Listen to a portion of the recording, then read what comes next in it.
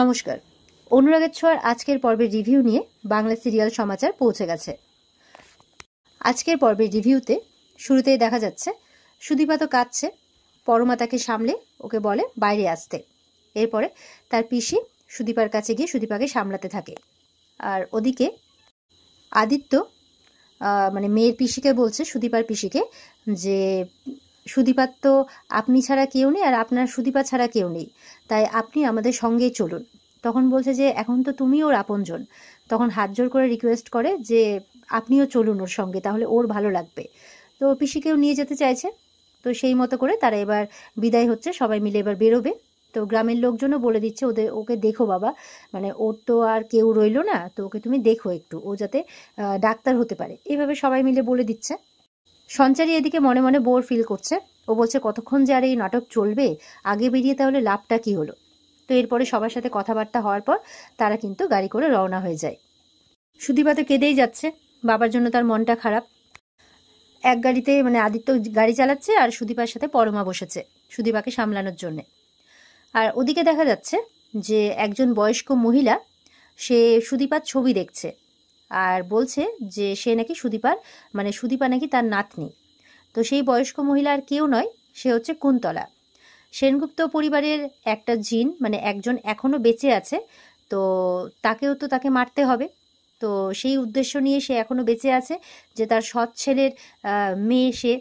আর একদম মানে ইয়ের মতোই দেখতে, দীপার মতোই দেখতে, নামও সুদীপা, মানে সূর্যর সু আর দীপার হচ্ছে দীপা, তো মিলে সুদীপা। তো এটাই বলছে আর কি, যে জিন না হলে তো এতটা মানে মিল হতেই পারে না। তখন বলছে যে আরেকটা তো বোন ছিল, মানে যমজ বোন ছিল, তাহলে আরেকজন কোথায়, এমনভাবে বলছে আর সমানে হেসে যাচ্ছে। তো এদিকে তারা যাচ্ছে গাড়ি করে, আর আদিত্য বারবার করে সুদীপার দিকে তাকাচ্ছে। সুদীপা গলা থেকে মালাটা খুলে রাখে, তার শরীরটা একটু খারাপ লাগছে, মাথাটা ঘুরছে। তখন মাথা ঘুরে সে কিন্তু মানে পরমার ঘাড়েই মানে পড়ে যায়, পরমা তার কাঁধে তার মাথাটা রাখে আর তাকে সামলাচ্ছে। তখন আদিত্য দেখে অবাক যে তার শরীরটা খারাপ করছে, সে বোধহয় আবার অজ্ঞান হয়ে গেছে। তো পরমা মনে মনে একটু আগে ভাবছিল যে এরকমটা কেন হলো, যে এই মেয়েটা কি তাহলে আমার সব কিছু কেড়ে নেবে, আমি কি তাহলে ওকে আদিত্যর কথাটা বলবো, এমনটা ভাবছিল। ভাবতে ভাবতে এরকম হলো। তাই ভাবছি যে একটু আগে আমি এই মেয়েটার ব্যাপারে এত কিছু ভাবছিলাম, কিন্তু এখন যখন সে আমার কাঁধে মাথা রেখে আছে তখন আমার একটু অস্বস্তি হচ্ছে না, যেখানে আমার কষ্ট হওয়ার কথা। আর ওদিকে অপরাজিৎকে দেখা যাচ্ছে যে সে যুদ্ধের প্রস্তুতির জন্য মানে রওনা হচ্ছে। এবার গাড়িতে যেতে যেতে হঠাৎ করে অন্যরা গাড়ি থেকে নেমে পড়ে। তো আদিত্য গাড়ি থামায়। তো ওদেরকে বলছে কি ব্যাপার, তোরা এখানে নেমে গেলি কেন? তখন বলছে সামনে একটা মন্দির আছে, তো সেই মন্দিরে একটু আমরা প্রণাম করে আসলে হয় না, তুমি নতুন বিয়ে করেছো। তো বলছে এত রাত্রে? বলে হ্যাঁ, নতুন বিয়ে করেছো, বউ নিয়ে গিয়ে প্রণাম করে আসবে না? তো সবাই এবার যেতে রাজি হয়। পরমাও বলছে হ্যাঁ, একটু প্রণাম করে আসলে তো কোনো অসুবিধে হয় না। তো তখন সবাই মিলে সেখানে যায়। আর সেখানে সেই পুরোহিত মশাই আছেন, যেই পুরোহিত মশাইকে দীপা কোনো এক সময় পুরোহিত জেঠু বলে ডাকতো, আর দীপা সেই মন্দিরেই যেত, এমনকি সূর্যও যেত। আর সম্ভবত ওখানেই দীপার বাড়িও ছিল, আর ওই মন্দিরে ও যাতায়াত করতো, তাই পুরোহিত জেঠু সেই দীপাকে ছোটবেলা থেকেই চিনত। তো সেই মন্দিরে যখন তারা যায় তখন সুদীপাকে দেখে পুরোহিত জেঠু কিন্তু অবাক হয়ে যায়। সেই পুরোহিত মশাই কিন্তু দীপাকে দেখে অবাক হয়, বলছে যে তুই ফিরে এসেছিস মা, আমি জানতাম যে তুই আসবি, তুই এই মন্দিরে ঠিক আসবি, এখানে তুই ঠিক আসবি, তোর পুরোহিত জেঠুর কাছে ঠিক আসবি, তাই বলছে। তো সবাই এরকম কথা শুনে কিন্তু অবাক হচ্ছে। বেশি বেশি করে অবাক হচ্ছে সঞ্চারী, বলছে এ আবার কি রে বাবা, এরকম কথা বলে যাচ্ছে আর আমরা দাঁড়িয়ে দাঁড়িয়ে চুপ করে শুনছি। তো বেশ অনেকক্ষণ ধরে বলে যাচ্ছে, এমনকি কালীমায়ের সামনে গিয়েও বলছে যে দেখ মা, কে ফিরে এসেছে দেখ, এতদিন পর সে এসেছে। দীপার কাছে গিয়ে বলছে সুদীপার কাছে যে এতদিন তুই কোথায় ছিলিস মা, এতদিন তুই কোথায় ছিলিস, এই ছেলেটার কথা তোর একবারও মনে পড়েনি? দীপা কিন্তু মানে সুদীপা কিন্তু অবাক হয়ে দেখে যাচ্ছে, বলছে যে তুই তোর পুরোহিত জেঠুকে চিনতে পারছিস না? হ্যাঁ, তুই আমার কাছে এতদিন পরে এলি, তাই বলছে আমি তো সেই তোকে ছোট থেকে চিনি, তুই মেলাতে হারিয়ে গিয়েছিলি আর তোর সৎ মা তোর জীবনটা একদম শেষ করে দিয়েছিল, এরকম কথাবার্তা বলছে। তো সঞ্চারীরা আরও বলছে যে ইনি তো গল্প বানাতেই আছেন দেখছি, আর আমরা চুপ করে দাঁড়িয়ে সেটা শুনে যাচ্ছি। ওদিকে আদিত্যও অবাক হয়ে দেখছে। এরপর বলছে এবার নাম বলে, যে দীপা আমি জানতাম যে তুই আসবি। তো দীপা নামটা শুনে কেউ অবাক না হলেও পরমা কিন্তু অবাক হয়, বলছে যে ওর নাম তো সুদীপা, কিন্তু এত কাছাকাছি নাম উনি কিভাবে বলতে পারছেন, তাছাড়া এত জোর দিয়েই বা কিভাবে বলছেন।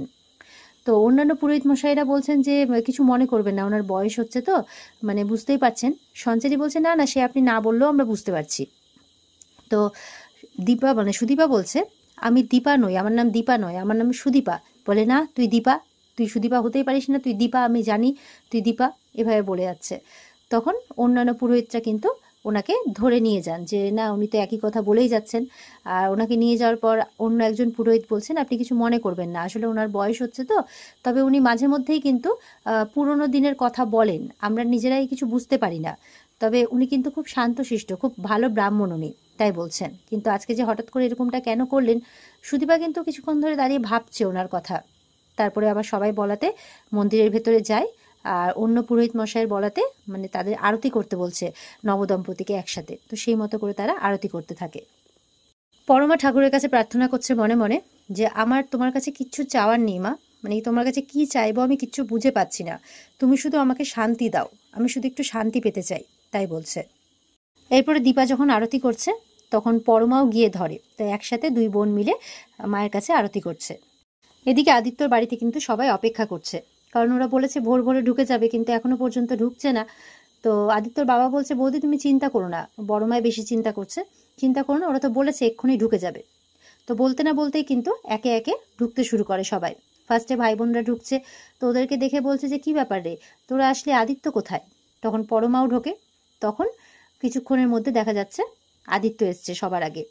তো দুয়ারে দাঁড়িয়ে আছে, আদিত্যর পরনে ধুতি পাঞ্জাবি, গলায় মালা, হাতে টোপর, এটা দেখে তো সবাই অবাক হয়ে যায়। তারপর কিছুক্ষণ পর দেখা যাচ্ছে যে সুদীপা তার পাশে, মানে সুদীপা ঢুকছে, আর তাকে দেখে তো সবাই একদম অবাক। বেশ কিছুক্ষণ ধরে সবাই কিন্তু অবাক হয়ে দেখেই যাচ্ছে, কেউ কোনো কথা বলছে না, আর ভাই বোনগুলো চুপ করে আছে। তখন বড়মা বলছে যে আদিত্য এসব কি? তখন আদিত্য বলছে যে ও আমার স্ত্রী বড়মা। তখন বড়মা তো শুনে অবাক, যে স্ত্রী মানে? আদিত্য বলছে ও নবীনপুরের মেয়ে, আমি ওকে বিয়ে করেছি, ওর নাম সুদীপা। এটা শুনে কিন্তু বড়মার হাত থেকে কফি কাপটা পড়ে যায়, পড়ে চুরমার হয়ে যায়। এবার আদিত্যর সামনে যায়।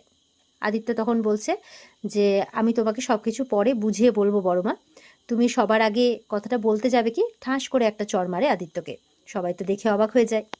তো এবার বলছে যে তুমি বিয়ে করেছো, আমি এই বিয়ে মানি না। সুদীপা তো শুনে অবাক, বাড়ির সবাই অবাক হয়ে তাকিয়ে আছে, আদিত্যও তার বড় মায়ের দিকে তাকিয়ে আছে। আর এখানেই কিন্তু আজকের পর্ব শেষ হয়ে যায়।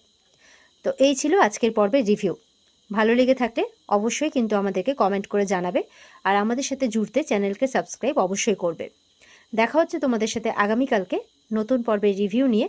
আর এই পর্বের বিস্তারিত দেখতে অবশ্যই কিন্তু স্টার জলসার পর্দাতেই চোখ রাখতে হবে। তো দেখা হচ্ছে আগামীকালকে, সবাই ভালো থাকবে, টাটা।